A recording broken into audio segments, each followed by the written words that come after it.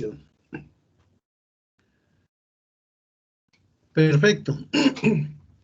Entonces, como les decía, muchas gracias por su asistencia. Bienvenidos a este primer B-Learning de nuestro curso Fundamentos de Economía.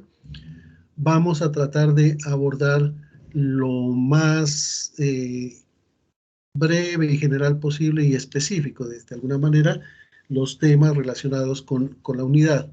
La idea es que nosotros podamos hacer un barrido por esa temática y ustedes se van a dar cuenta también que en la medida en que vamos abordando esos temas, ustedes van a poder comprender mejor cómo es el desarrollo de la actividad para esta unidad, ¿ya?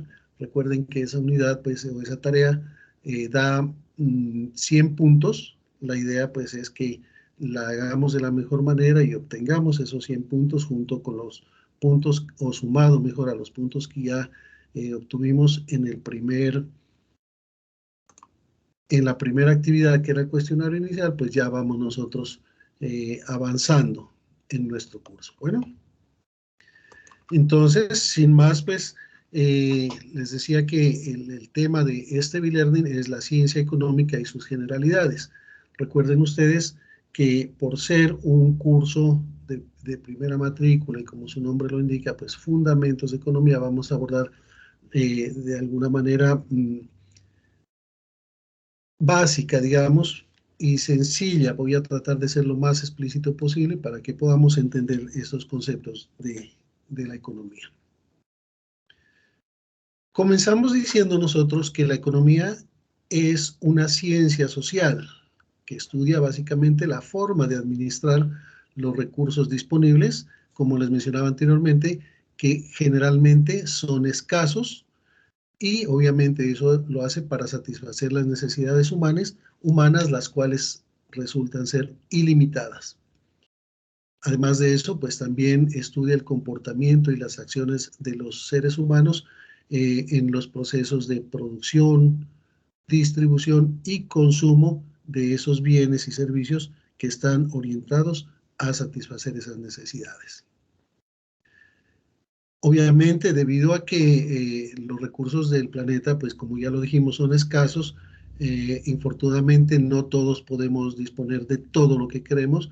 Nos vemos obligados a administrar esos bienes para conseguir lo que nos hace falta, para satisfacer nuestras necesidades.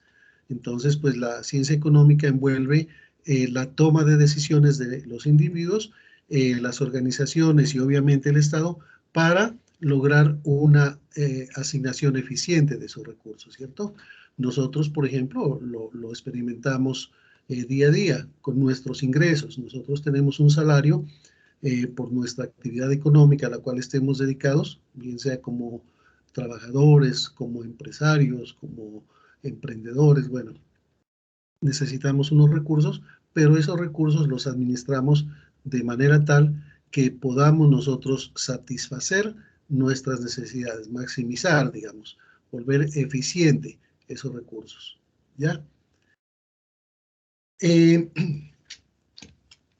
todas formas, decimos nosotros que la economía se centra también en el comportamiento de los individuos, su interacción ante determinados sucesos y el efecto que produce en su entorno. ¿Listo? Por ejemplo, el efecto que producen los precios, la producción, la riqueza o el consumo, entre otros.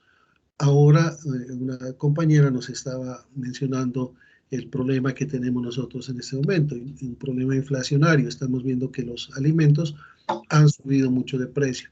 Entre ellos, por ejemplo, y lo vemos en los noticieros, nos dicen la papa subió de precio. ¿Qué hacemos nosotros ante eso? Asumimos un comportamiento. Entonces muchos dejan de consumir o consumen menos este tubérculo, la papa, o sencillamente decimos que nos vamos a cambiar. Entonces algunos dicen, ahora en lugar de papa estoy comiendo plátano, en lugar de papa estoy comiendo yuca, etcétera, ¿cierto? Entonces son actividades o conductas que asumimos frente a esas situaciones. El objeto de la economía, entonces nosotros decimos que cada sociedad realiza como mínimo 3 elecciones básicas. Y aquí radica también lo que comentábamos, el problema económico. Primero es ¿qué producir?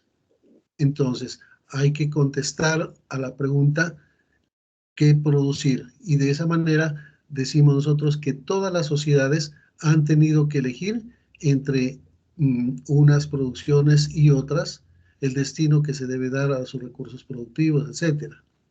También, obviamente, los individuos tomamos decisiones que de una manera afectan a cómo empleamos nuestras capacidades a la hora de aceptar un trabajo u otro, pues, ya, de elegir. O cómo utilizamos nuestro tiempo a la hora de decidir entre, por ejemplo, el estudio o la diversión. Por decir algo, en este momento muchos de ustedes debieron dejar alguna actividad para estar dedicados acá a este e-learning. Entonces, son decisiones y estamos enfrentados a ese dilema. ¿Qué producir? En este momento nosotros decimos, yo quiero dedicar ese tiempo al e-learning y no a ver televisión, por ejemplo, y sábado, que a veces lo dedicamos para descansar. Entonces, es una forma de responder a este interrogante. ¿Cómo producir? Entonces, aquí entra ya la elección que hacemos sobre la combinación de los recursos, la técnica. Recuerden ustedes que ya debieron haber leído también sobre los factores de producción, aunque un poquito más adelante los volvemos a abordar ese tema. Pero aquí el cómo producir básicamente hace referencia a eso, ¿ya? A que una vez tomadas las decisiones oportunas sobre lo que vamos a producir, tenemos entonces que decidir cómo lo vamos a hacer, ¿ya? Cómo vamos a producir los diferentes bienes, es decir, qué sistemas técnicos vamos a emplear, cómo vamos a organizar el sistema productivo y así otros aspectos relacionados con la forma de producción, entendida esta pues en su sentido más amplio. Por ejemplo, un banco puede optar por poner un cierto número de cajeros automáticos para que los clientes puedan realizar sus operaciones. Vemos en ese sentido, por ejemplo, que los bancos están limitando los cajeros, o sea, las personas como tal, y están inundando las ciudades de cajeros automáticos. Esa es una forma en la que podemos ver, o un ejemplo, digamos, en la que podemos ver cómo el sector financiero decide cambiar su forma de producir.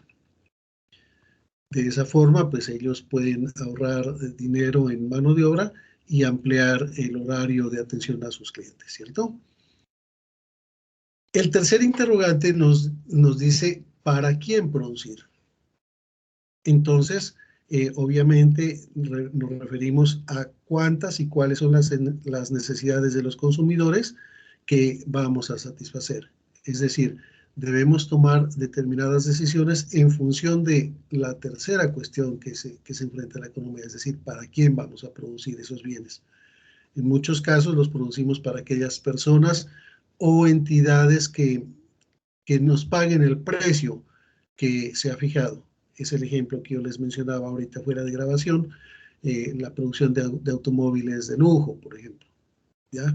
Ustedes ven, por ejemplo, esos grandes o los futbolistas que ganan grandes cantidades de dinero, ellos no van a andar qué sé yo, en un Renault 4, ellos andan en un Ferrari, en un Porsche. Entonces, esas marcas están dirigidas a personas que tienen gran cantidad de recursos, ¿cierto? Esta, digamos, la fijación del precio es tal vez una de las formas más habituales en la mayoría de los bienes que se producen. Sin embargo, también otros bienes como la sanidad, por ejemplo, o la salud, digamos, o la educación, que es obligatoria, puede ser suministrados a todas las personas sin que tengan necesariamente que pagar directamente su precio. En nuestro caso en Colombia vemos que a raíz de la ley 100, pues todos estamos, o por lo menos eso es lo que se pretende teóricamente, que todos estemos cubiertos con el servicio de salud. No tenemos que desembolsar grandes cantidades de dinero, sino simplemente pues los aportes que mensualmente hacemos a la EPS, pero obtenemos ese servicio. Es decir, en ese caso, por ejemplo, el servicio de salud está orientado a toda la población colombiana. ¿Listo?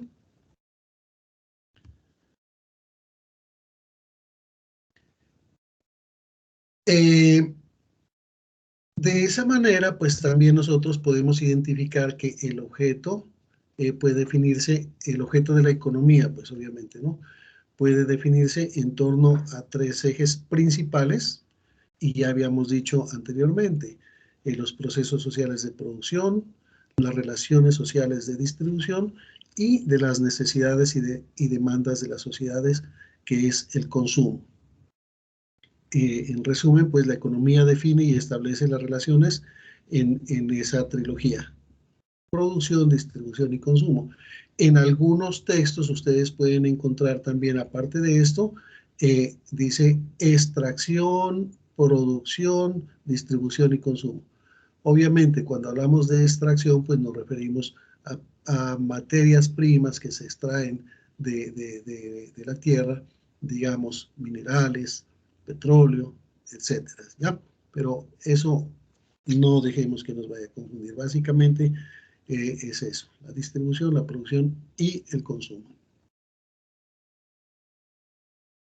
Hasta allí, por ejemplo, nosotros, como pueden ver ustedes, hemos abordado lo que tenía, o se podría decir que es la primera actividad dentro de la tarea 2, ¿cierto? Que es la relatoría. En esa relatoría nos pide básicamente que abordemos esos tres subtemas, por llamarlo de alguna manera: el concepto de la economía, el fenómeno económico, perdón, y el problema económico. ¿Listo? Ahora pasemos brevemente a hablar sobre las escuelas del pensamiento económico. Nosotros, y ustedes también lo han mencionado muchos en su relatoría, que la economía ha estado presente casi que a la par con la historia del ser humano. ¿Por qué? Porque de alguna manera, desde la aparición del hombre en la Tierra, las necesidades de alimento, de vestido, etcétera, han estado presentes. Y entonces el ser humano instintivamente ha tratado de satisfacer esas necesidades. Obviamente no podemos decir que ese pensamiento ha estado también desde inicios de la aparición del ser humano en la Tierra, sino que ya después, como todo lo que se ha ido dando alrededor de la historia del hombre, pues comienzan a aparecer teóricos, personas inquietas por estudiar esas situaciones, esos fenómenos, y de esa manera se han clasificado una serie de escuelas eh, que están enmarcadas dentro de unos periodos históricos, tienen unos exponentes, que aquí también muchos han cometido un error, me dicen exponente y postulados, y me mencionan a los mismos. Exponentes quiere decir quiénes son los teóricos, los que estudiaron en esas escuelas, o los que definieron algunos principios, y postulados obviamente son las bases filosóficas sobre las cuales se fundamenta esa escuela. Entonces, brevemente podemos decir que tenemos a los mercantilistas, que aparecen entre el siglo XVI y el XVII. Los principales exponentes son John Locke, William Petty y Thomas Moon. ¿Cuáles son los postulados de esta escuela? Prácticamente podemos decir nosotros que ellos defendían el comercio de bienes siempre y cuando les significara una ganancia. Para ellos, la abundancia de dinero dependía de la riqueza del Estado, es decir, que el Estado debía invertir en los asuntos económicos. ¿Listo? Le concede mucho valor a los metales preciosos, y obviamente la actividad económica en la que se basa esta escuela es el comercio exterior y la manufactura. O sea, mercantilistas, hablamos de mercancías. ¿Listo? La escuela fisiocrática está entre los años 1755 y 1776, en el siglo XVIII. Su principal exponente es Kesnay, Tugor y perdón. Y las características son básicamente en que le dan una importancia supremamente grande a la agricultura, que es la actividad únicamente productiva. De ahí que, digamos, el factor económico en este sentido es la tierra, el principal. Ellos inician el pensamiento científico en el ámbito de la economía, defendiendo la no intervención del Estado en la economía, y para ellos, obviamente, la riqueza estaba en la agricultura. Luego podemos hablar nosotros de la escuela clásica, que se presenta a finales del siglo XVIII, perdón, y entre comienzos del siglo XIX. Los principales exponentes son Adam Smith, Thomas Robert Malthus, Jean-Baptiste Say, David Ricardo y John Stuart Mill. Esos son los principales teóricos de la escuela clásica. Principalmente ellos nos dicen que el Estado debe intervenir, ya de manera limitada, pero debe intervenir en el funcionamiento del mercado. Los precios nos dicen que se ajustan de forma natural porque la oferta crearía su propia demanda. Es decir, ya comienzan ellos a hablar de una economía, por llamarlo de alguna manera, una economía de mercado, en donde juegan o entran a formar parte de esta, pues la oferta y la demanda. Ellos también hablan ya de unos costos de producción, donde se le da valor a un producto de acuerdo con los costos en que se incurren para su elaboración. Obviamente, a esos costos de producción había que sumarles una utilidad, entonces para de esa manera formar los precios. Ellos le dan también mucho valor al trabajo del hombre, es decir, que el factor de producción principal para ellos es el trabajo. De ahí que la actividad económica sobresaliente está en lo que tiene que ver con los obreros, los terratenientes y capitales. Tenemos nosotros la escuela marxista.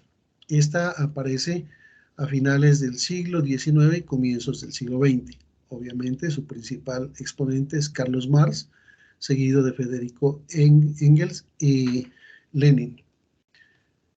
Ellos básicamente critican la teoría capitalista porque mencionan que el capitalismo explota al trabajador porque no obtenían el beneficio esperado.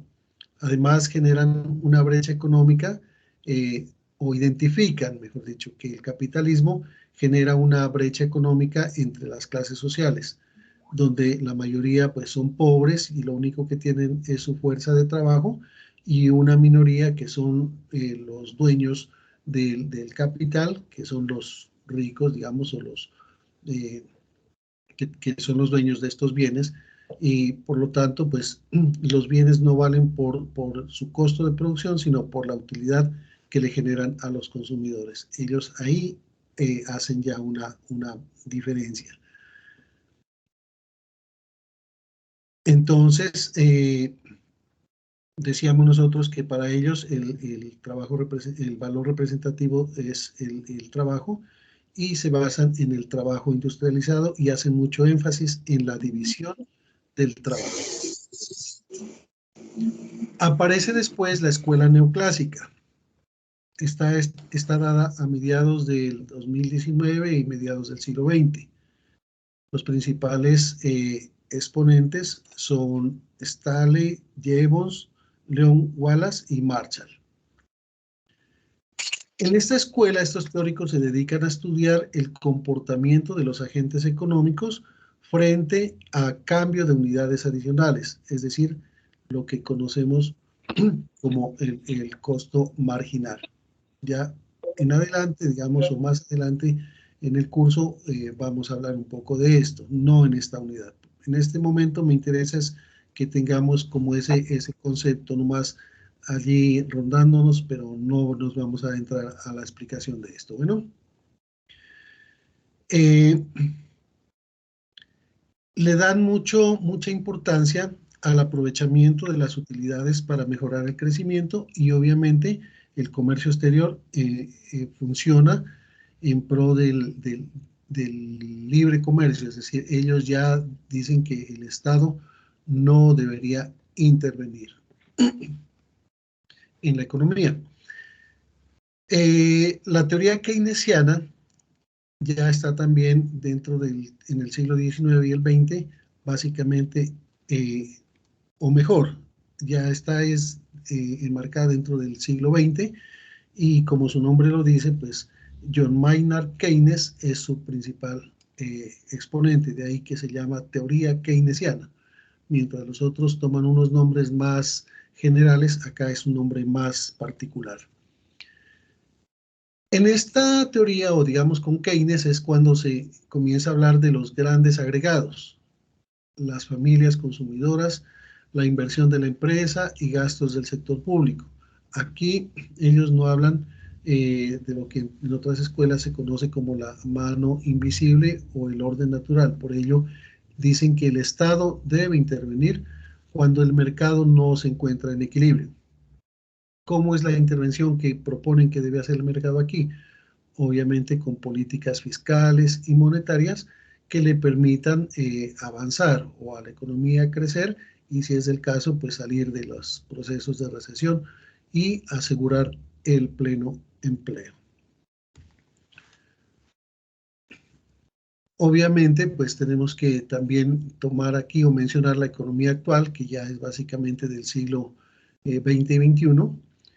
Hablamos de la globalización de la economía, la aparición de la tecnología, el desarrollo de la economía como tal, digamos, se experimenta un crecimiento general del talento humano, aparece lo que conocemos como agentes económicos y obviamente buscando la optimización y las funciones de utilidad.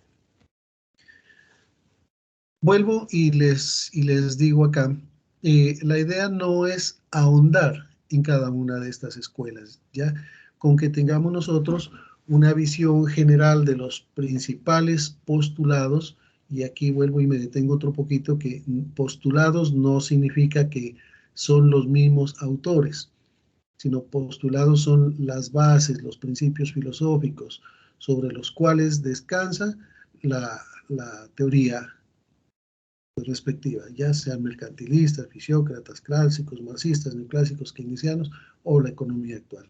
Entonces, una cosa son los exponentes, que son las personas que trabajaron, que formularon teoría dentro de esas escuelas, y otra cosa son los postulados. Bueno, hay que tener mucho cuidado con eso, pero como digo, no es necesario ahondar. Entonces, en la actividad, esa tablita puede aparecer sencillamente en una página máximo. No es necesario que nosotros nos extendamos en esto. Hablemos ahora de los agentes económicos o agentes de la economía. Pues bien, los distintos protagonistas de la actividad económica se denominan agentes económicos. Estos se ven o nos vemos, digamos, obligados a tomar decisiones diariamente debido a nuestra limitación de recursos que nos impide comprar todo lo que quisiéramos. Por el contrario, pues tenemos que elegir qué hacer con nuestra limitada cantidad de recursos y qué no hacer. Obviamente, pues en definitiva, tenemos que establecer prioridades decidiendo qué es lo más conveniente para nosotros. En ese orden de ideas, pues, por un lado, o digamos, básicamente son tres los agentes de la economía: las familias, las empresas y el Estado. Las familias, que puede ser considerada como un grupo o como un individuo, pues obviamente son los agentes dedicados al consumo y tienen que elegir en qué bienes gastar su dinero, siempre limitados. Como digo, los recursos siempre van a ser limitados.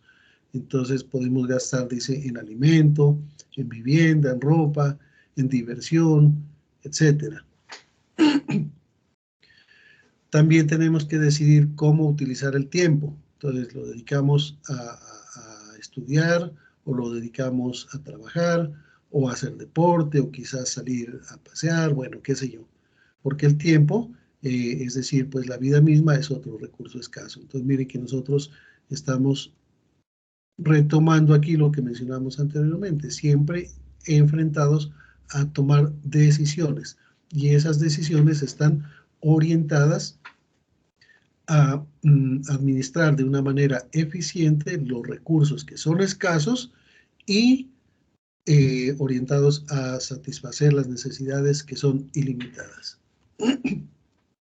Por otro lado, tenemos nosotros también las empresas, que son los agentes económicos encargados de producir y también de distribuir los bienes y servicios que van a consumir las familias.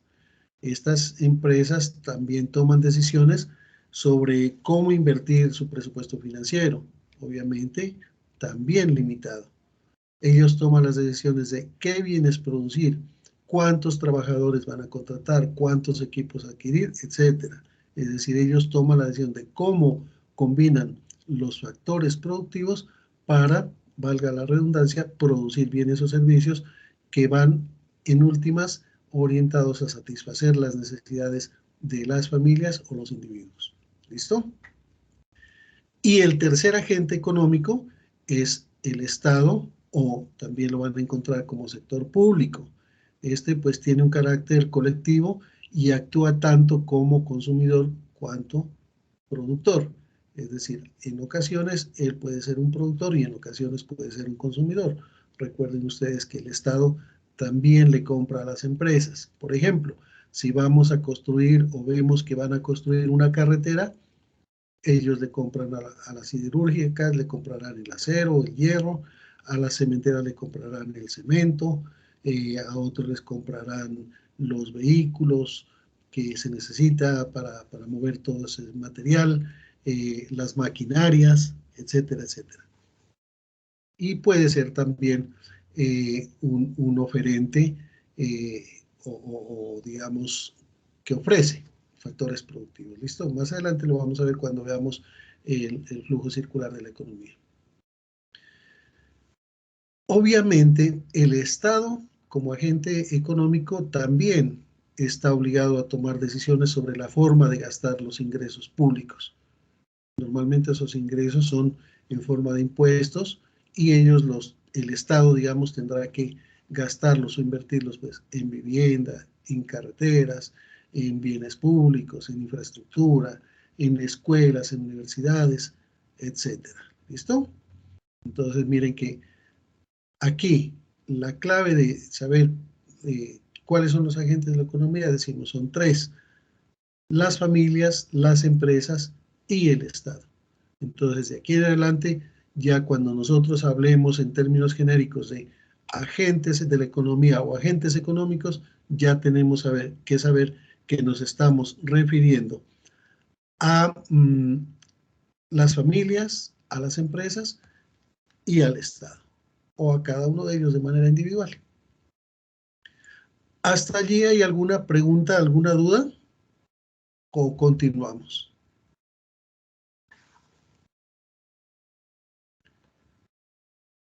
Bueno, hablemos ahora sobre los factores de producción. Comenzamos diciendo nosotros que los factores de producción son básicamente los insumos que se utilizan para producir otros bienes o servicios. Así podemos encontrar nosotros básicamente que son cuatro: la tierra, el trabajo, el capital y la tecnología. En algunos textos ustedes también van a encontrar que sumado a estos cuatro aparecen otros, como las habilidades empresariales, nos dicen. Eso está muy bien, pero básicamente si nosotros identificamos estos cuatro factores que vemos acá en nuestra diapositiva, tenemos que está bien.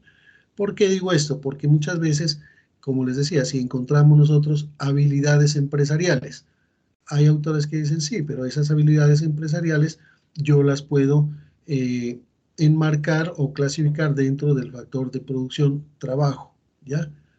Las habilidades empresariales. Entonces no se vayan a asustar si de pronto encuentran y dicen, no, el profesor dijo que solamente eran estos 4, o si yo le pongo esos 5, yo les voy a decir que eso está mal. No, no se preocupen por eso, pero básicamente, como les digo, si tenemos estos 4 factores, ya podemos entender que son los insumos que se utilizan para producir otros bienes o servicios. Es decir, a través de la combinación de estos factores de producción es como el hombre o la sociedad puede producir bienes y servicios, insisto en esto, orientados a satisfacer las necesidades que son ilimitadas. Bueno, el primero de ellos que vemos acá es la tierra.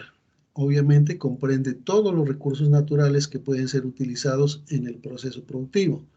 Entonces, mencionamos aquí la tierra cultivable, la tierra para construir edificios, vivienda, los recursos minerales que extraemos de la tierra, oro, plata, acero, minerales, etcétera. Las fuentes de energía como gas natural, carbón, etcétera. Todos esos recursos se denominan tierra. ¿Listo? El trabajo es el tiempo que las personas dedican a la producción.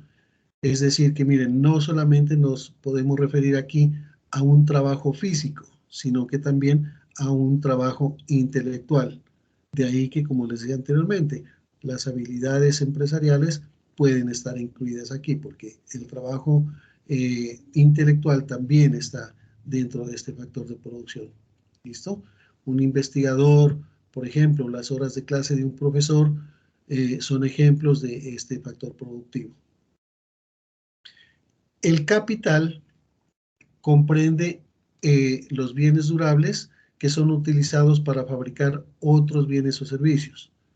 Así, por ejemplo, tenemos la maquinaria agrícola, las carreteras, los computadores, etcétera. Esos se consideran bienes de capital.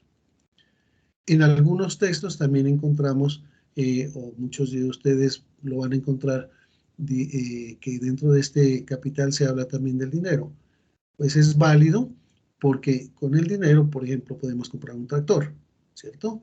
Entonces sí podemos considerarlo como un factor de producción. Y obviamente la tecnología, como un cuarto factor de producción, se refiere al conjunto de conocimientos y técnicas que aplicados de forma lógica y ordenada nos permiten a las personas solucionar los problemas, modificar el entorno y adaptarse al medio ambiente. Este último factor es el más reciente en incluirse en los modelos económicos. La teoría clásica sobre todo nos hablaba de 3 factores: tierra, trabajo y capital. Pero entonces, últimamente, como lo acabamos de mencionar, aparece la tecnología como un nuevo factor de producción. Cabe destacar aquí que la tecnología, pues, es un factor que explica en gran parte el progreso de la economía moderna. ¿Listo? Los avances tecnológicos, pues, obviamente, nos han permitido un enorme aumento de la productividad de los factores y con ello, pues obviamente, la capacidad de producción y el crecimiento de las empresas.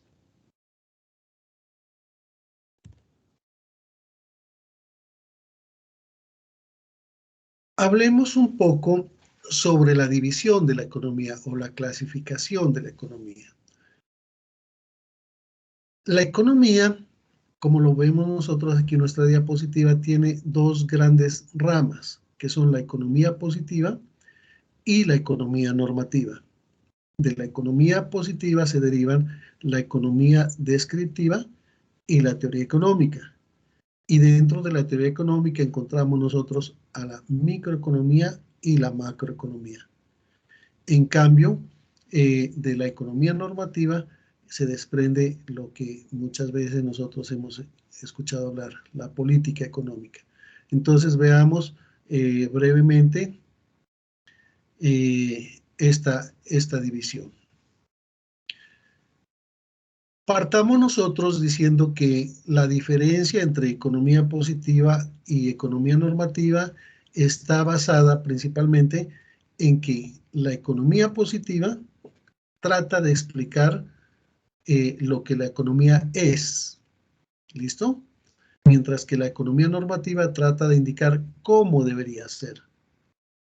Entonces, miren que la economía positiva, si decimos que explica lo que es la economía, es decir, que describe lo que está pasando en el momento, cómo se está dando esa interacción de los agentes, cómo se hace la distribución de la riqueza, cómo se hace, cómo son las relaciones que mencionábamos anteriormente de producción, distribución y consumo, ¿cierto? En tanto que la economía normativa nos dice cómo debería ser, es decir, de manera teórica. Tal vez nosotros en este momento podemos diferenciar esta división de la economía positiva y economía normativa, toda vez que para nadie es un secreto que nos encontramos en plena campaña política para las elecciones que van a ser ya en 8 días, ¿cierto? Entonces, encontramos muchos candidatos que nos dicen, miren, lo que pasa es que en este momento la economía es una economía muy liberal. Nuestros mercados están abiertos y no tenemos unas políticas de protección económica. Eso es la economía positiva. ¿Por qué? Porque tenemos tratados de libre comercio que nos dice que podemos importar productos de otros países y obviamente tendríamos una ventaja, al menos teóricamente nos dice eso, que tendríamos una ventaja porque eso genera una competencia y la competencia trae una disminución de precios. Y nos dice alguien, no, yo propongo que se debe proteger la economía. Vamos a subirle aranceles a las importaciones de productos agropecuarios para proteger el sector campo. Esa sería, en últimas, una economía normativa. Lo que está diciendo, ¿qué debe ser? ¿Cómo debe funcionar? ¿Qué se debe hacer? ¿Listo? Entonces decidimos pues que la economía positiva, de acuerdo con el diccionario económico, pues intenta explicarnos cómo funciona en realidad la economía. En este sentido, al tener en cuenta este enfoque, estamos dando por hecho que los economistas se comportan como unos científicos. ¿Por qué? Porque están dando explicaciones, digamos, científicas y razonables del funcionamiento de la economía en este caso. Por ejemplo, si quieren describir cómo afecta la subida de los impuestos sobre un determinado sector, realizarán un estudio sobre los efectos de las subidas de impuestos y sus consecuencias. Por decir algo, nos dicen a nosotros hoy en día que el precio de la papa está por las nubes porque se subieron los insumos agropecuarios, los fertilizantes. En ese momento estamos hablando de una economía positiva, está tratando de demostrar el hecho en sí del crecimiento del precio de ese producto por unas causas, ¿listo? En tanto que la economía normativa propone unas políticas, unas recomendaciones o acciones basadas en unos juicios de valor. Estos, por ejemplo, proponen lo que debería ser según las distintas ideas preconcebidas. Y para esto se basa en la teoría económica que no siempre contrasta de forma empírica. Básicamente en la economía normativa pues se hacen consideraciones con base en la ética, la responsabilidad y la concepción del mundo que el economista trata de explicarla. A diferencia de la economía positiva, los hechos en los que se basa la economía normativa no siempre están demostrados. Veamos a ver con un ejemplo que nos quede más claro esto, ¿listo? Imaginemos que hay un aumento del salario mínimo en el país, como de hecho ocurrió hace poquito, que nos dijeron con bombos y platillos el salario mínimo para 2022 está en 1 millón de pesos. ¿Listo? Entonces, tras ese aumento del salario, un estudio nos demuestra que los efectos han sido negativos. Y nos dice, uno de esos efectos fue que el desempleo creció en 2 puntos. ¿Ya? La economía positiva nos dice, la subida del salario mínimo ha provocado efectos negativos sobre el mercado de trabajo. En tanto que la economía normativa nos dirá por su parte, el salario mínimo debe ser más alto para asegurar un nivel de vida digno a los trabajadores. Entonces, mira la diferencia, mientras que la economía positiva nos hace una afirmación, nos dice, el salario mínimo hizo que el desempleo crezca en 2 puntos porcentuales. Y nos puede explicar por qué. Porque para las empresas que antes pagaban 900,000 pesos a un trabajador y más todo las prestaciones de ley, un trabajador le costaba 1.500.000, digamos, ahora con la subida a 1 millón de pesos, ese trabajador ya no le va a costar 1.500.000, sino 1.800.000. Por lo tanto, su nómina, el costo de la nómina para esa empresa va a crecer. Eso hará muchas veces, dice el empleador, no, estoy gastando mucho en nómina, si antes tenía 4 empleados, voy a tener que suspender uno. Eso hace que el desempleo suba. En tanto que la norma, eso nos dice la economía positiva con base en la evidencia, con base en el estudio.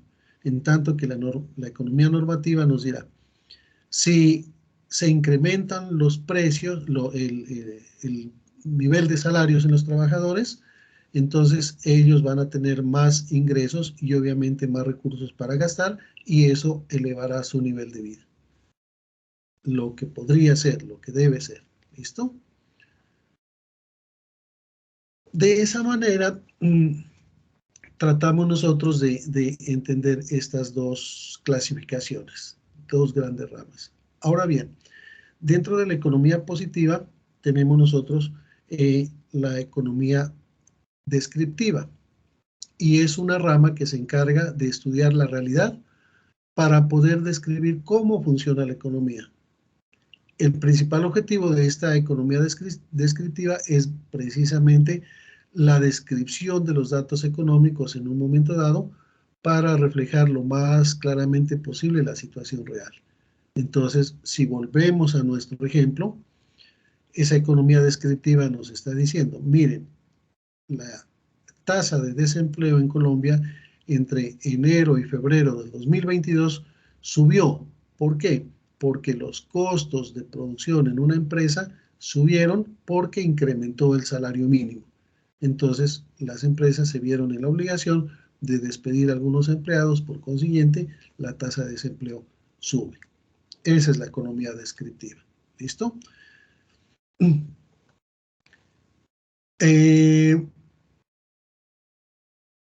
Por su parte, encontramos que la teoría económica, dentro de la economía positiva, pues obviamente va a surgir dentro de estas experiencias. Entonces, ya establecerá un principio, lo que estamos mencionando nosotros en ese momento. Cuando suben los niveles en los salarios, va a haber fenómenos inflacionarios o va a haber un incremento en la tasa de desempleo. Ahí se establece ya un principio o una teoría económica derivada de la economía descriptiva. ¿Listo? ¿Alguna pregunta allí? ¿Estoy siendo claro o me estoy enredando? ¿Sí me dejo entender? Sí, señor. Si están por allí, si están por allí. Muy claro, profe. Bueno, hablemos un poquito de lo que es la política económica. Entonces nosotros encontramos diferentes objetivos dentro de la situación de cada país, ¿cierto?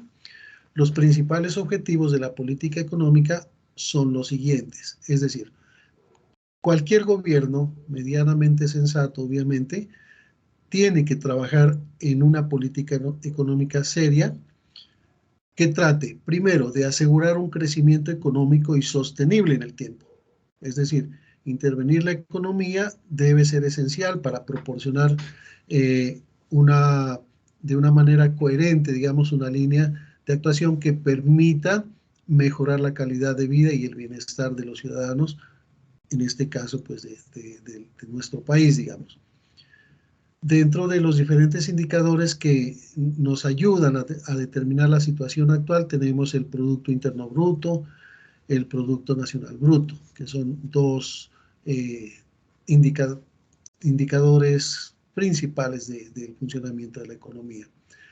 Aunque, bueno, esto igualmente cuando veamos lo que son agregados nacionales lo vamos a ver con mayor detenimiento, pero sí quisiera mencionarles un poquito esto.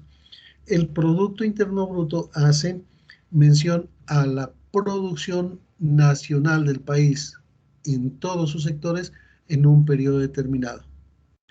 Entonces, por ejemplo, nosotros decimos que la economía nacional en el 2022, el gobierno proyecta que va a crecer en 5 puntos con respecto al 2021. Quiere decir que esa producción nacional se proyecta que va a crecer, listo, en esos 5 puntos.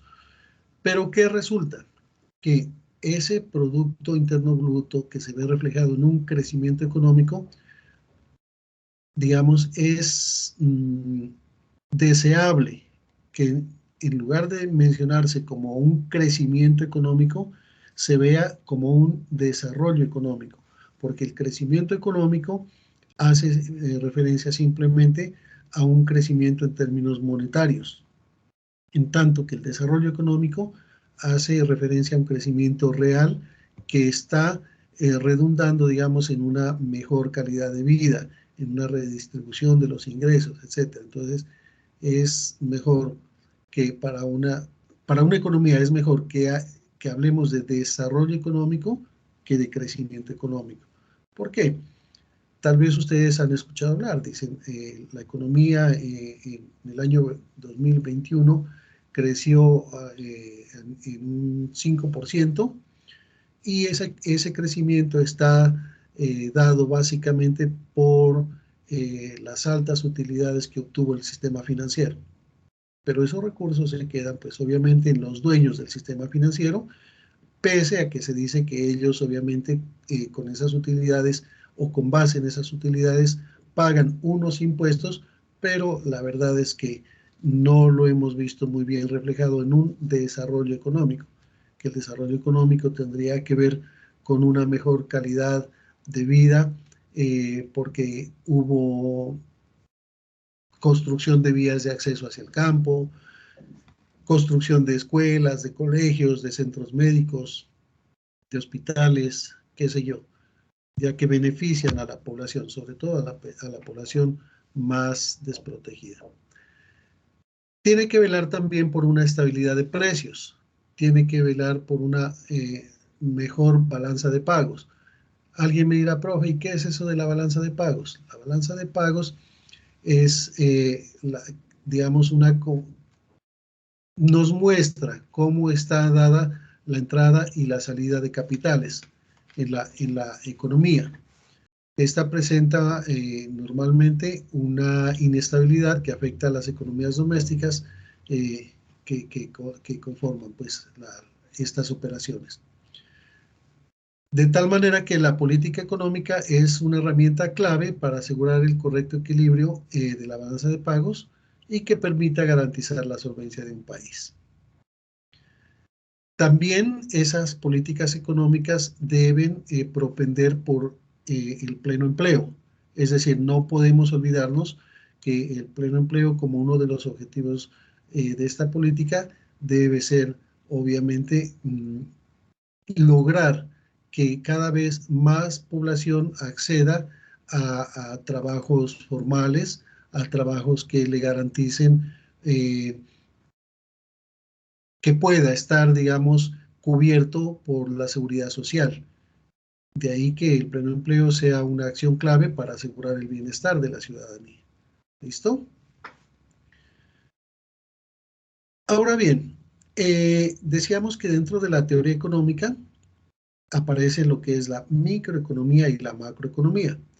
Entonces, la microeconomía analiza las decisiones de los individuos y los diferentes agentes económicos de forma teórica. Individuos, ¿listo? O familias. Esta disciplina plantea unos modelos simplificados de la realidad con el fin de comprender las implicaciones de las decisiones personales y cómo se toman esas decisiones. ¿Listo?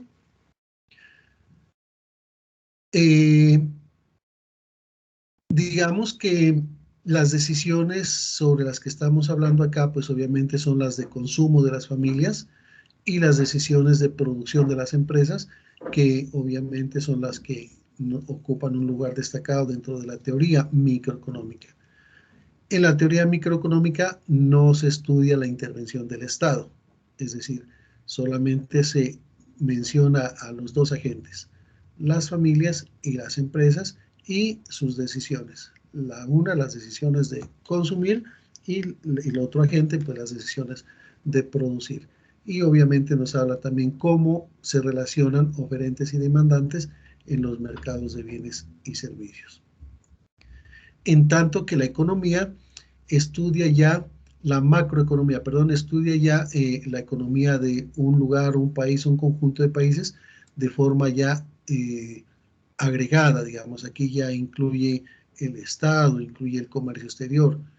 La misma palabra nos dice, la una es micro, es más pequeña, y la otra es macro, o sea, es más amplia, abarca muchos más conceptos.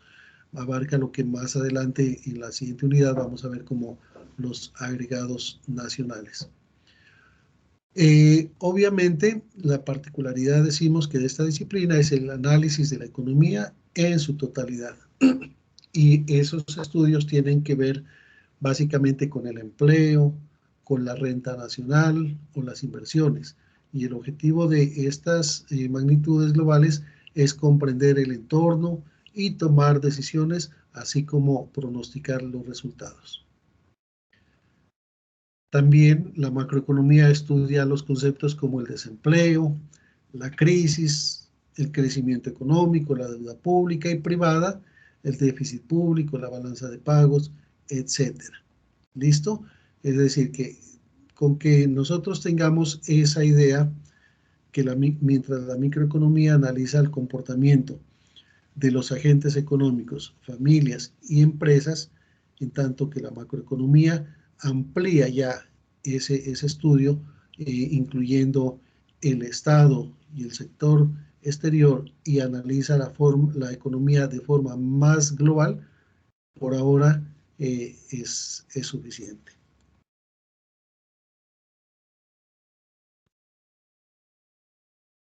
Pasamos nosotros ahora a hablar del flujo circular de la economía, y este es el último punto que nosotros tenemos en la actividad.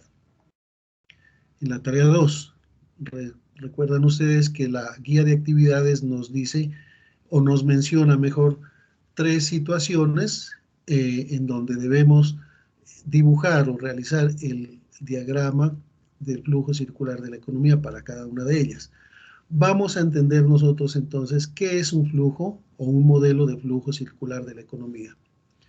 Pues bien, el diagrama de flujo circular de la economía es un modelo económico que refleja el funcionamiento de la actividad económica dentro de una economía de mercado, suponiendo que esta economía es cerrada. Cuando decimos que es cerrada, es decir, asumimos que los consumidores gastan todo su ingreso, no existe el Estado y no hay comercio internacional. ¿Ya? ¿Eso para qué lo hacemos?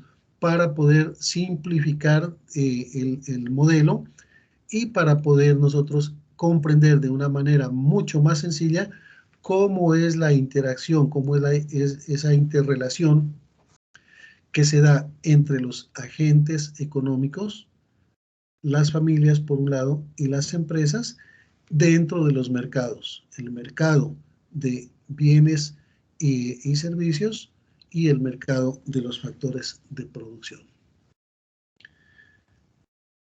Dicho esto, entonces nosotros tenemos que, por un lado, tenemos a las familias como un agente único, y por otro lado tenemos nosotros a las empresas. Y decimos que este modelo nos viene a representar cómo interactúan las familias y las empresas en el mercado de bienes y servicios y en el mercado de factores de producción. ¿Listo? Por una parte tenemos nosotros que las empresas acuden al mercado de factores de producción a demandar los factores productivos. Ya decíamos nosotros cuáles son esos factores productivos. Son la tierra, el trabajo, el capital y la tecnología, ¿no es cierto? En tanto que, por otro lado, las familias acuden a esos mercados de producción a ofrecer los factores productivos. Y vuelvo a insistir, ¿cuáles son esos factores productivos? Tierra, trabajo, capital y tecnología. Las empresas en ese mercado de factores de producción hacen unos pagos por esos factores productivos. Y esos pagos son a modo de o a manera de sueldos y beneficios, lo que representa unos costos para esas empresas. ¿Listo? En tanto que las familias, como ofrecen ellos los factores productivos, a cambio reciben unos sueldos, unos beneficios, lo que constituye en sus rentas. Hasta ahí estamos claros, ¿cierto? Esa es la primera parte de nuestro diagrama de flujo circular de la economía, es decir, aquella en la que familias y empresas se relacionan en el mercado de factores de producción. Ahora veamos qué pasa. Las empresas toman esos factores de producción, los combinan y producen bienes y servicios que van a satisfacer las necesidades de las familias o los individuos. Entonces, acuden al mercado de bienes y servicios como oferentes, es decir, van a vender esos bienes y servicios. Y las familias en ese mercado se encuentran con las empresas en calidad de demandantes de bienes y servicios, es decir, ellos acuden a ese mercado a comprar esos bienes y servicios que van a satisfacer sus necesidades. Entonces, las empresas aquí en este mercado hacen un pago, o sea, pagan el precio. Ese es un gasto para las familias, ¿listo? Y como decíamos, que se trata de una economía cerrada, y entonces concluimos que todo lo que las familias obtienen en el mercado de factores de producción por, digamos, a título de rentas, vienen al mercado de servicios y lo entregan a cambio de esos bienes y servicios. Para las empresas, el pago que reciben por el precio de esos bienes y servicios constituye un ingreso. En tanto que en el mercado de factores de producción asumían un costo, acá obtienen un ingreso. Entonces, miren, hasta aquí, ¿cómo se ha dado esa circulación allí? Las empresas y las familias se encontraban en el mercado de factores de producción, las empresas entregan a modo o a título de costo unos recursos, las familias lo obtienen, pero van al mercado de bienes y servicios y lo entregan nuevamente a las empresas, a cambio de los bienes y servicios que éstas habían producido. Hasta ahí quedaría nuestro flujo o nuestro modelo de flujo circular de la economía. Pero, digamos, si queremos hacerlo un poquito más claro y más completo, vemos cómo entra el Estado aquí como el tercer agente económico. Y sencillo, el Estado recibe tanto de las familias como de las empresas a título de impuestos unos ingresos.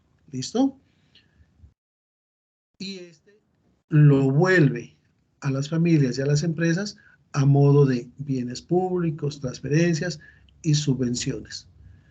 Y lo que mencionábamos anteriormente, el Estado en unas apartes, digamos, en ciertas situaciones, puede ser también un consumidor de los bienes y servicios que producen las empresas. Y también puede ser un oferente de los factores de producción. ¿Listo? Cuando ofrece, como les decía, un factor, por ejemplo, como la tierra, para que puedan explotar y obtener recursos de ella como minerales, petróleo, etc. Eso es lo que teníamos nosotros preparado de manera teórica con nuestro B-Learning. Hay que hablar un poquito de la cultura de la originalidad. Esto ya a título de información para lo que tiene que ver con la elaboración o con la realización de la tarea 2, la tarea 3, la tarea 4 y la tarea 5, es decir, todos sus trabajos, y no solamente en este curso, sino en todos. La idea es que, como siempre se les menciona a ustedes, que no, o que evitemos mejor, el famoso copiar y pegar de Internet, ¿ya? Aquí, por ejemplo, nosotros en esta actividad estamos pidiendo una relatoría. Esa relatoría se debe hacer con palabras propias, luego de haber hecho la lectura respectiva de cada uno de los temas propuestos. Entonces, mire que nosotros acá, o la universidad nos da una herramienta que es el Turnitin, a través del cual se puede identificar un porcentaje de similitud. Obviamente, ese Turnitin no tiene en cuenta, por ejemplo, que muchos de ustedes utilizan la misma plantilla para presentar en todos los trabajos. Eso ya le va sumando unos puntos para determinar una similitud. No obstante, nosotros obviamente nos damos cuenta cuando el trabajo que ustedes presentan es de creación propia o cuando es copiar y pegar. No es que copiar y pegar sea malo, se puede hacer, obviamente, cuando se trata de conceptos y todo eso es muy difícil muchas veces expresarlo en nuestras propias palabras. Ustedes lo pueden copiar, lo pegan, pero hay que ponerlo entre comillas y citar la fuente, referenciar la fuente de donde lo tomaron. ¿Por qué? Porque esto obviamente va en contra de lo que es la cultura de la originalidad, respetar los derechos de autor. Y de acuerdo con las normas y las políticas que tiene la universidad, podríamos estar incurriendo en alguna falta disciplinaria por plagio o por copia, y en el peor de los casos se ha visto en estudiantes, no de pronto de esta universidad, pero sí hace un poquito inclusive. Ustedes tal vez tuvieron la oportunidad de escuchar también la noticia que la presidenta, nada menos del Congreso de la República, plagió su tesis de maestría en una universidad. Y eso tiene unas consecuencias inclusive de carácter legal, porque eso en nuestro Código Penal está tipificado como un delito, el plagio. Entonces, por favor, mucho cuidado con eso. Seamos conscientes que estamos en un nivel universitario y nuestros trabajos tienen que dar cuenta de eso. Bueno. Hasta aquí, pues, lo que teníamos preparado de manera teórica. ¿Alguna duda, alguna inquietud por su parte? ¿O pasamos a realizar una actividad un poquito más lúdica en la que podamos realizar un pequeño juego con ustedes?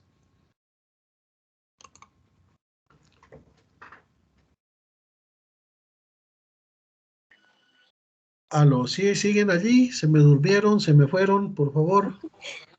Sí, no, señor. Buenos días. A veces, aparentemente, estos temas pueden resultar un poquito tediosos, ¿no? Eso uno trata de entenderlo, pero pues infortunadamente es la única manera que tenemos nosotros para explicarlo, hablando con ustedes acá. Por favor, no se asusten, no vayan a pensar que esto es complicado de entender, no vayan a pensar que esto pues es el coco, como decimos algunas veces en nuestros cursos. No, esto es muy fácil y sobre todo cuando nosotros tratamos de o logramos entender esos conceptos básicos, nos vamos a dar cuenta que todos los días nosotros estamos inmersos en la economía. Muchos de ustedes me lo describen en la relatoría que presentan. Dicen, la economía es una actividad que todos diariamente realizamos. Cuando nos levantamos, por ejemplo, digamos, vamos a elegir, tomamos un café o tomamos un jugo. Es una elección ya. Si bien ese puede ser ya un hecho económico. ¿Listo?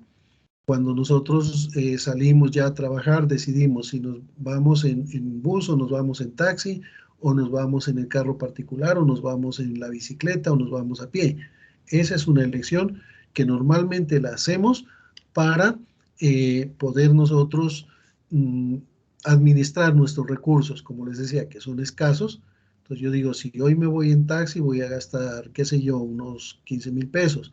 Pero si me voy en la bicicleta, lo más seguro es que esos 15,000 pesos los ahorre y me alcanza para el almuerzo. Ya, entonces mire que estoy tomando decisiones. Todo eso es lo que estudia la economía. Cuando, como les mencionaba anteriormente, salimos al mercado y nos damos cuenta que la papa está muy cara, entonces dice, uy, no, pero entonces mejor compremos unos platanitos y hacemos unos patacones. Ahí estamos tomando decisiones.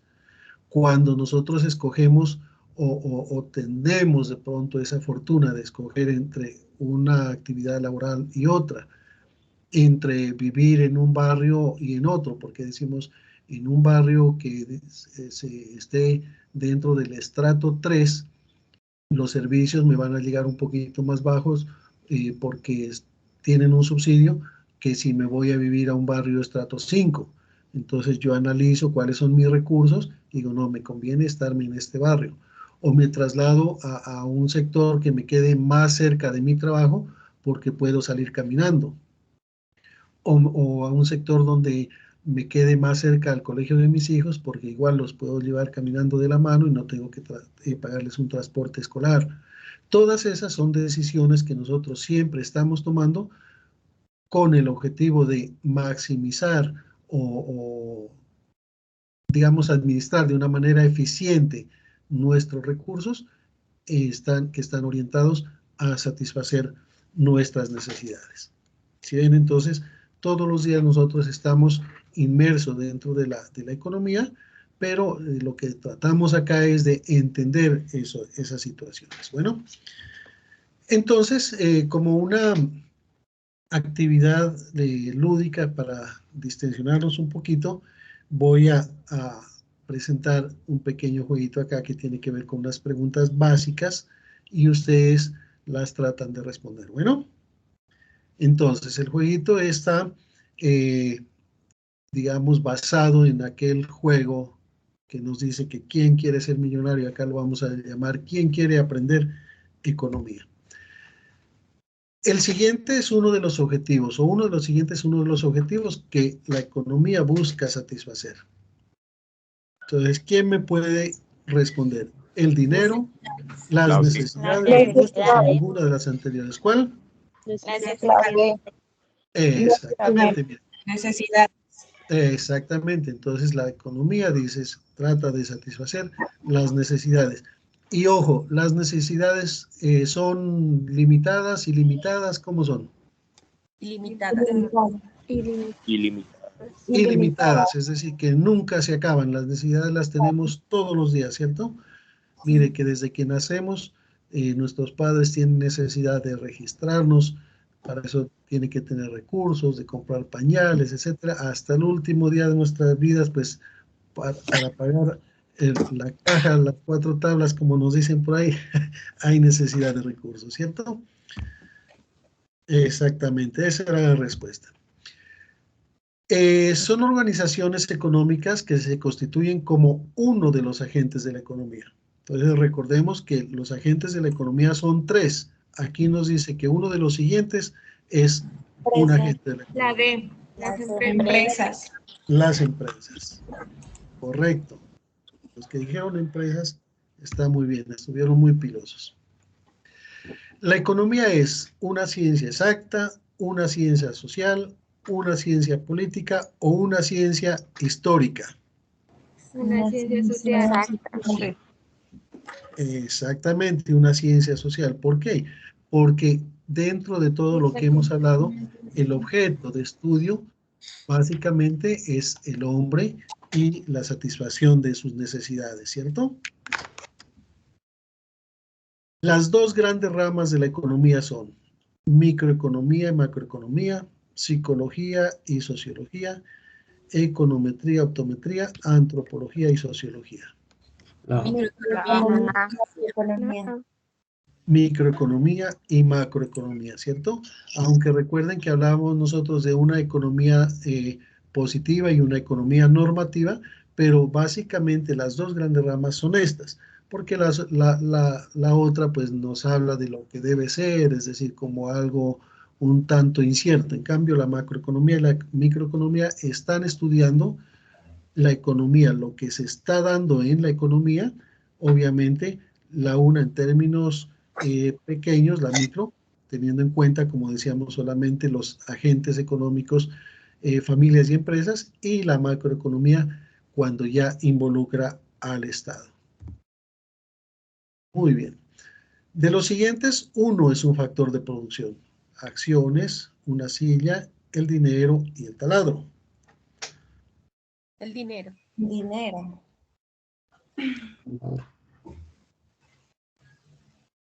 Bueno, aquí de alguna u otra manera lo que habíamos hablado nosotros, ¿cierto? Si bien es cierto, obviamente también el dinero podría caber por lo que habíamos nosotros dicho.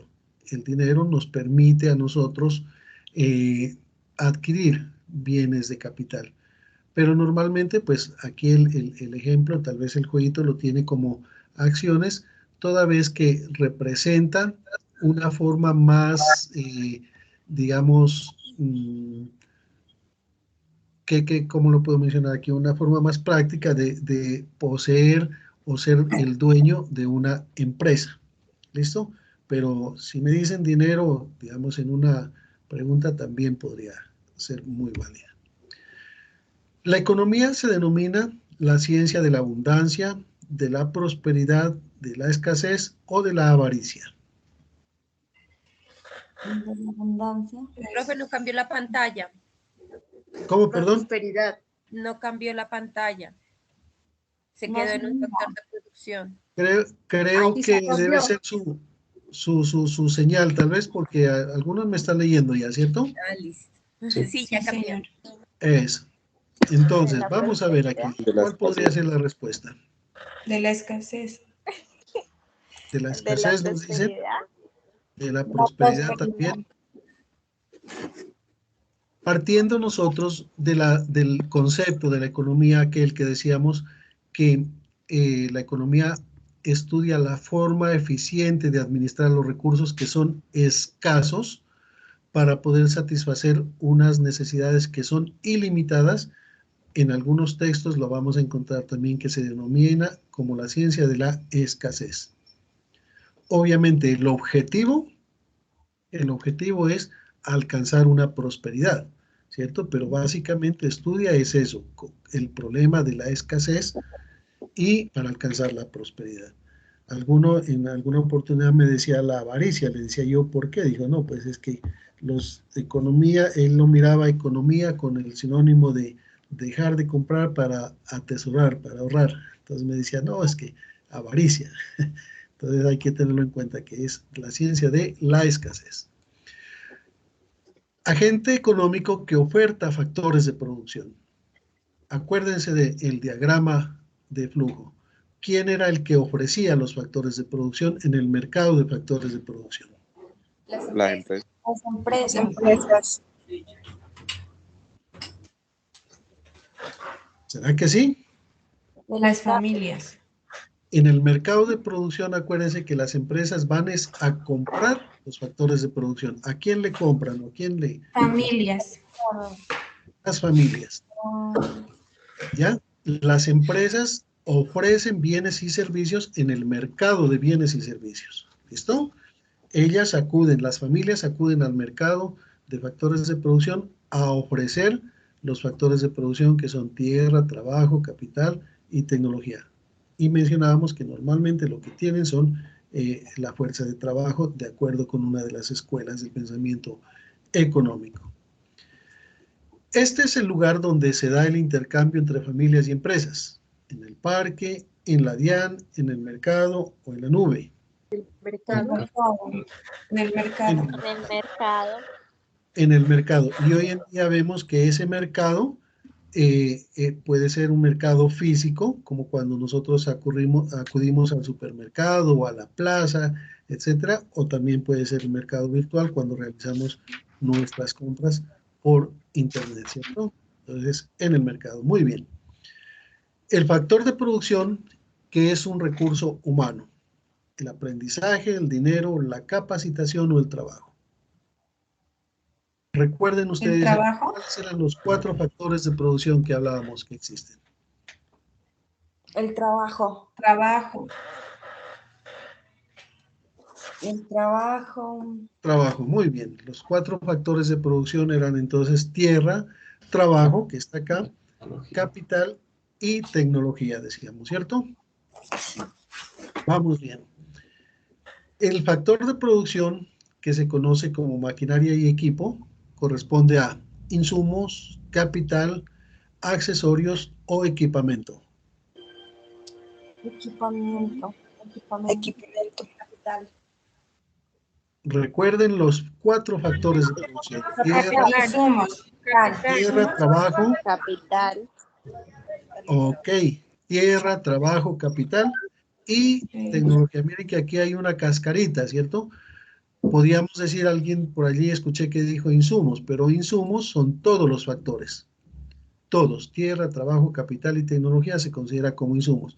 El equipamiento podía también como distraernos, pero básicamente ya dijimos, los factores de producción son tierra, trabajo, capital y tecnología. Bueno, se conoce como cuarto sector de la economía. El cuaternario, el avanzado, tecnológico o futurista. Tal vez de estos sectores en nuestra charla de hoy no lo abordamos, pero tal vez sí podrían ustedes deducir ya cuál sería el cuarto sector de la economía. Les voy a mencionar cuáles son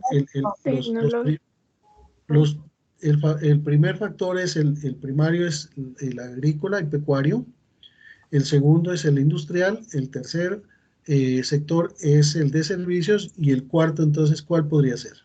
Tecnológico. Tecnológico. Excelente. Lo que se recibe por el factor trabajo, es decir, ¿qué nos da a nosotros? ¿Una compensación, un salario, o nos dan regaños, o nos dan ingresos? Salario. Muy bien, aunque a veces también nos regañan en el trabajo, pero lo que fundamentalmente opera es el salario, ¿cierto? Nosotros trabajamos a cambio de un salario, no a cambio de compensaciones. Estaba timbrando su teléfono. Eso, contesten el teléfono, por favor. Perdón. Bueno. Es lo que la economía busca dar, una buena administración. Recuerden ustedes el concepto de economía. Recursos. Exactamente, los recursos en términos generales, ¿cierto? ¿Para qué? Y siempre no se olviden esa cuestioncita, los recursos que son escasos para satisfacer unas necesidades que son ilimitadas. Bueno, con eso entonces nosotros damos fin a nuestro B-Learning del día de hoy. Ah, perdón, me estoy olvidando una cosa supremamente importante. La asistencia, ¿cómo no? ¿Qué tal? Nosotros aquí bien contentos. Y, ¿Cómo hacerlo? a ver, regáleme un segundito, estoy buscando aquí el enlace. Tengo yo por aquí debo tener los enlaces. Regáleme un segundo, por favor. Enlaces. Lo voy a pegar en el chat.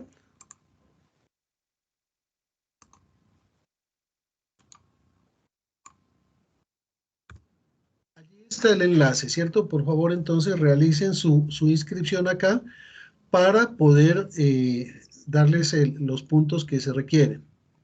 tenemos una participación de 21 asistentes, pues teniendo en cuenta que en nuestra zona ya hubo un B-Learning el día de ayer. Recuerden ustedes que estos B-Learning son por zonas, entonces creo que sí es una buena asistencia. Y otros estudiantes entiendo que se habían inscrito también a otras zonas, ¿cierto? La idea es que Yo de soy este... de Pasto. ¿Cómo, perdón? Yo pertenezco a la zona de Pasto. Eso. La zona de Pasto es la zona, recuerden, centro-sur. Centro-sur es No hay nuestra zona. ningún problema, pero. Cuénteme. ¿No hay ningún problema? No, no, Bueno. no. La idea es, como le digo, que ustedes registren acá su asistencia. A ver, me dice acá, profe, qué pena, no sé si explicó el diagrama de flujo circular por 10 minutos, se me perdió la conexión y no sé, sí, Karen, sí explicamos. Si gusta, usted se puede quedar un momentico y volvemos a hacer la explicación, o los que quieran quedarse acá. Los que ya vean que estuvo clara la explicación y ya realizaron, ya diligenciaron el enlace de asistencia, pues les agradezco su atención y pueden retirarse, ¿cierto? Me dice, ¿o dónde puedo ver la grabación? Ya estaremos publicando, y se las compartiré también al foro. Sin embargo, de este B-Learning hay una réplica, es decir, que lo vamos a volver a repetir dentro de 8 días. Lo malo es que pues dentro de 8 días ya estamos a un día antes de que se nos venza la actividad, ¿cierto? Entonces, pues, sí, también les voy a comentar algo. El martes, si no estoy mal, es martes o miércoles, hoy reviso y hoy les hago la invitación, vamos a tener un CIPAS. El CIPAS, pues obviamente ese no da puntaje, pero sí vamos a aclarar y nos vamos a enfocar básicamente a la actividad. Vamos a abordar el tema de la relatoría, vamos a abordar las escuelas y lo de los diagramas de flujo circular de la economía. Esta es la Profe, buenos primera días. versión. Sí, Lidia, esta es la primera versión. ¿Cómo, perdón? ¿Quién Profe, me qué pena. Su apellido es Profe, como Javier, ¿qué? Flores con Z, por favor, Flores Moreno. ¿Quién más me estaba hablando, por favor? yo, profe, Gabriela, la que preguntó. Cuénteme. Profe, entonces, sí, yo quisiera que por favor me explique porque también tengo problemas con la relatoría. No sé bien cómo hacerla, o sea, ya he leído y todo eso, ya iba a proceder a hacerla y la verdad Ya. me siento confundida, no sé cómo.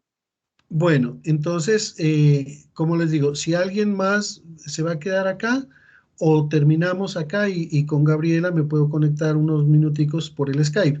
Me puede contactar por No, el no, Skype. sí, yo sí quisiera que me diera como un ejemplo de lo del A mí también, diagrama de profe. flujo circular, pero Ya, pues como si se puede, ¿no? Basándonos como en los ejemplos que nos da en la guía, porque listo, la verdad yo estoy como embolatadita en eso. Profe, disculpe listo, una perfecto. pregunta. ¿Esta es Perdón la un primera ratico. sesión? Perdónenme un ratico, Carolina nos pregunta que dónde llega el enlace del CIPAS.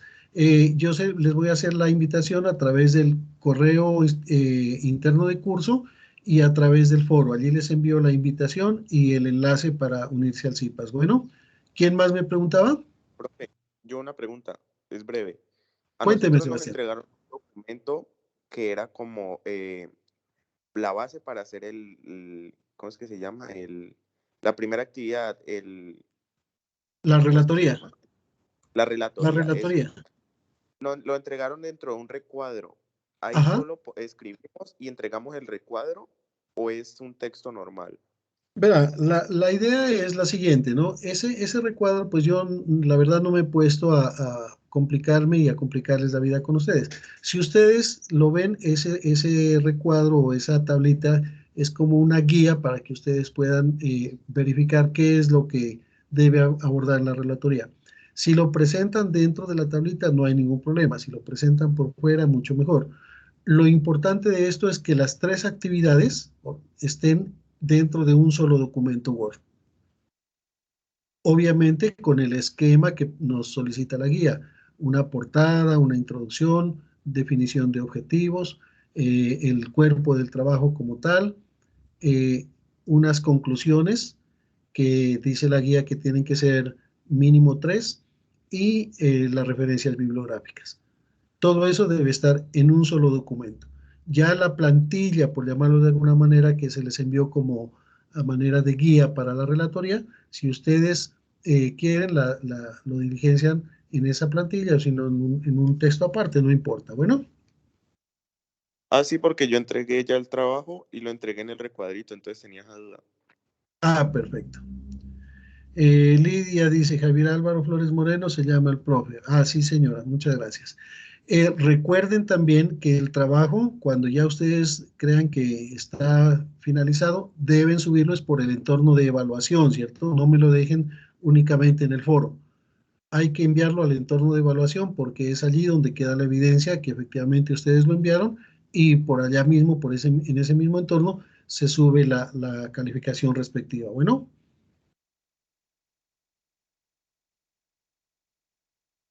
Listo, entonces si no hay más preguntas, voy a abrir la diapositiva en la que hablábamos nosotros del flujo circular de la economía y mencionamos algo, de acuerdo a lo que nos solicitaba Diana, creo que estoy bien, cómo podríamos hacerlo nosotros en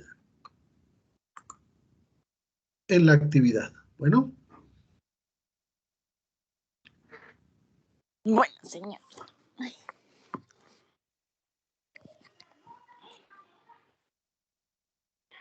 Profe, ¿pero va a seguir grabando?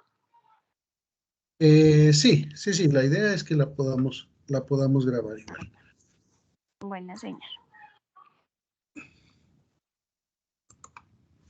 Bueno, entonces les decía yo que el flujo circular de la economía es un modelo sencillo que nos representa el funcionamiento de la actividad económica dentro de una economía de mercado. Cuando nosotros decimos que es una economía de mercado y suponemos que es cerrada, decimos que no vamos a tener en cuenta al Estado ni al sector exterior, el comercio exterior. Solamente nosotros partimos de la base que existen las familias. Ya nosotros habíamos hablado que quiénes son los agentes económicos. Y por otra parte tenemos nosotros a las empresas. Hasta ahí estamos claros. ¿Qué es lo que nos trata de mostrar este flujo circular de la economía?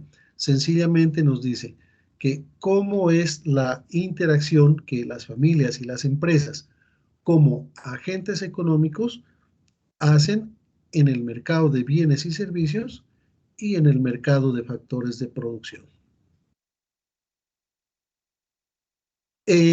Las empresas acuden al mercado de factores de producción en calidad de demandantes de factores productivos, es decir, ellos acuden a este mercado a adquirir los factores de producción. Y ya dijimos, los factores de producción son tierra, trabajo, capital y tecnología. ¿Listo? ¿Quién es el dueño, por llamarlo de alguna manera, o el propietario de esos factores de producción? Son las familias. Y estas familias acuden a ese mercado de factores de producción a ofrecer esos factores productivos. Ahí estamos, ¿cierto? Las empresas en ese mercado de factores de producción realizan unos pagos por esos factores. Esos pagos son los sueldos, unos beneficios, cualquier otra situación, pero eso para las empresas le representa un costo. Tanto que las familias reciben ese pago a manera de sueldos y beneficios y eso para las familias le representa una renta o un ingreso.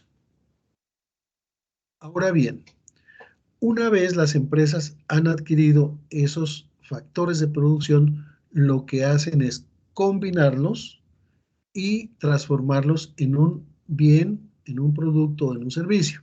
Normalmente cuando decimos bien, estamos implicando también que es un producto. ¿Listo? Por eso conocemos el mercado de bienes y servicios. ¿Qué hacen con esos productos o con esos bienes o con esos servicios que las empresas produjeron a partir de la transformación de los factores de producción? pues acuden al mercado de bienes y servicios a ofrecer. Cuando yo digo ofrecer, quiere decir que van a vender esos bienes y servicios. ¿Y a quién se los van a vender? A las familias. Miren que ahí cerramos ya ese círculo. A las familias. Las familias, ¿cómo obtienen esos bienes y servicios en este mercado? Pues en calidad de demandantes o de compradores, y para eso realizan el pago del precio de esos bienes y servicios. Esto para las familias se constituye en un gasto. ¿Listo? En tanto que ese pago que las familias hacen por esos bienes y servicios se va directamente a las empresas a título de ingreso.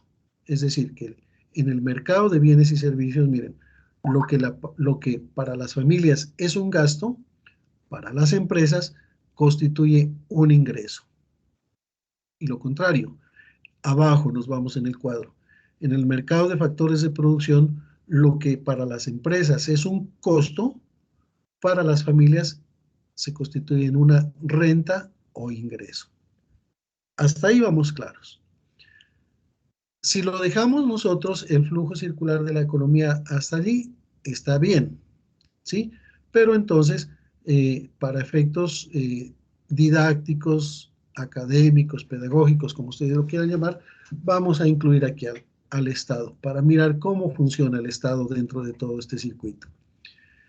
El Estado aparece, si bien es cierto, como nosotros lo mencionamos, como regulador de la economía, pues obviamente el Estado tiene que funcionar y para eso necesita unos recursos.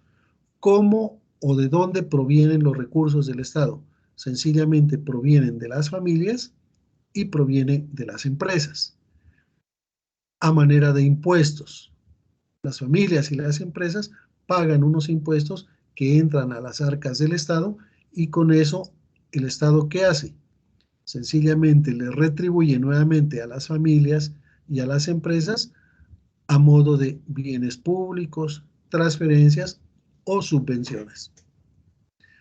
Alguien me preguntaba, decía, bueno, sí, todo esto está bien, se entiende, pero ¿cómo lo planteamos nosotros en los ejercicios? Entonces, a ver, voy a tratar de recordar aquí la situación A, creo que me decía que Aníbal alquila un camión a la empresa La Mejor, creo que decía. Entonces, ¿qué es lo que pasa? Dentro de este agente económico que se llama familias, ustedes allí colocan Aníbal, ¿listo? ¿Qué hace Aníbal? Va al mercado de los factores de producción y ofrece en alquiler un camión, es decir, ese camión es un factor de producción, ¿cierto? Y le coloca acá, oferta de productos, y por eso obtiene, creo que decía 3.500.000, ¿cierto? Sí.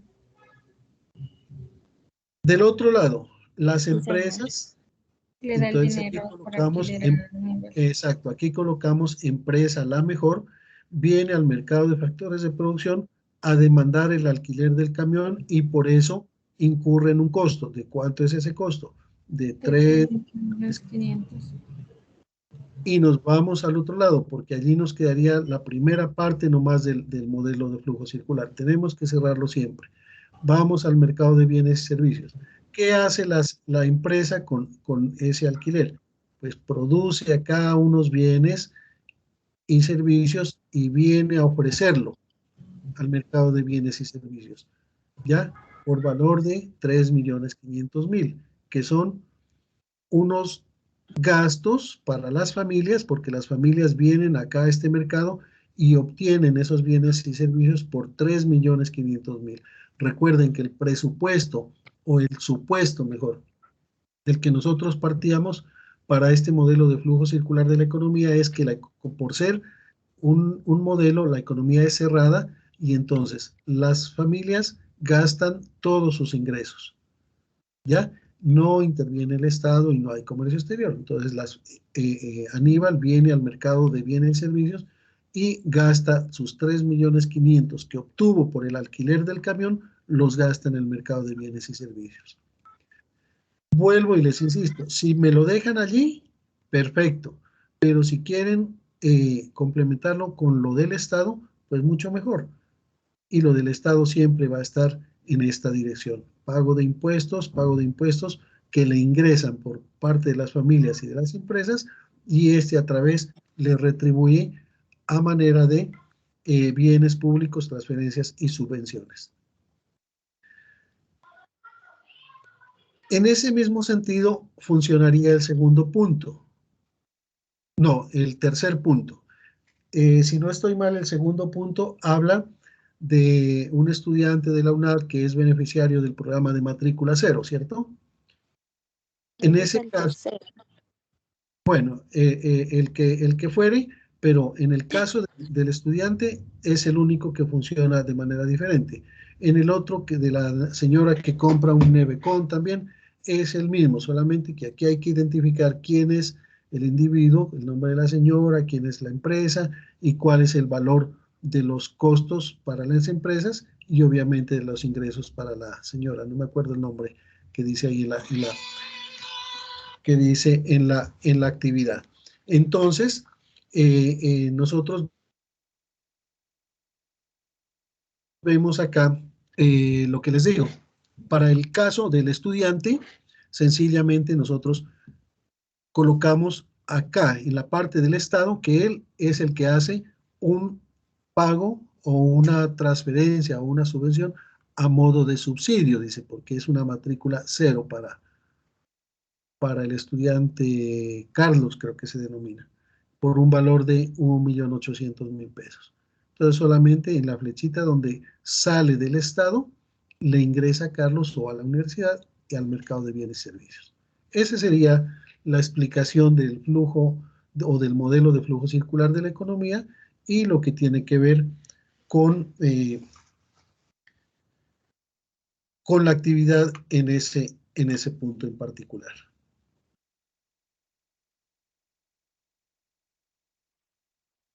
¿Listo? Profe, pero entonces ahí no le ponemos, o sea, lo dejamos, ay, ¿cómo digo? Para lo de Carlos, solo lo haríamos con el familia, que sería Carlos, Estado, y la empresa, que sería la UNAD, ¿cierto? No. Y En lo personal siempre les recomiendo que realicen el diagrama completo en el mercado de bienes y servicios y en el mercado de factores de producción, porque el concepto del diagrama de flujo circular de la economía nos dice que refleja la interacción de los agentes económicos en los dos tipos de mercados, porque obviamente el Estado acude al mercado de bienes y servicios a comprar los servicios que ofrece la universidad, ¿no es cierto? Sí, señor. Es decir, siempre va a estar ese mercado. ¿Por qué? Porque digamos, es el sitio, digamos, donde interactúan esos dos agentes. Entonces, siempre complétenlo con los dos agentes económicos en los dos mercados y realizando las flechitas que mencionábamos. Profe, qué pena, pero en lo del factor de producción, ¿qué tendría que ver? No, simplemente en el factor de producción es como digo, para nosotros poder entender el diagrama. Si bien es cierto que en este caso, por ejemplo, la UNAD acude igual al mercado de factores, por ejemplo, qué sé yo, la UNAD tiene un contrato con una empresa que le ofrece el leasing por los computadores, que los tiene en cada centro para atención de estudiantes. Las familias van acá en calidad de oferentes también a ese mercado de bienes y factores. Pero para el ejemplo, el 1.800.000 sale desde el Estado hacia las familias que acuden al mercado de bienes y servicios, ¿cierto? Okay. Es decir, ahí simplemente es saber ubicar dónde está ese valor del 1.800.000. Pero el diagrama, siempre les digo, por favor, realícenlo completo. Bueno. Ok, profe, gracias. Con mucho gusto. Entonces, si no hay más inquietudes, si no hay más dudas, simplemente me resta, como les decía, agradecerles su participación, felicitarlos por el entusiasmo el entusiasmo que ustedes le están colocando a este curso, y obviamente pues eso es lo que nos va a posibilitar llegar a un feliz término. Por aquí alguien nos dice con respecto a la relatoría, Karen. Bueno, la relatoría básicamente tienen que ustedes integrar 3 aspectos. El primer aspecto es que tiene que ver con el concepto de la economía. Para contextualizar siempre tenemos que hablar de qué es la economía, porque yo no puedo hablar de el fenómeno económico y el problema económico si no sé qué es la economía. Algunos estudiantes, por ejemplo, empiezan su relatoría y me dicen, la ciencia económica es aquella que se encarga de estudiar la economía, y arrancan, y esta tiene un fenómeno, no, o sea, contextualíceme. ¿Qué es la economía? ¿Por qué se considera una ciencia? Porque utiliza el método científico. Luego dice, dentro de la economía, pues obviamente observamos los fenómenos económicos que son lo que investiga la economía, y me menciona los fenómenos económicos. Son 4, habla un poquito de ellos, 3 rengloncitos en cada uno, no más. Y después también cuál es el problema económico. El problema económico, regáleme un segundito, por favor.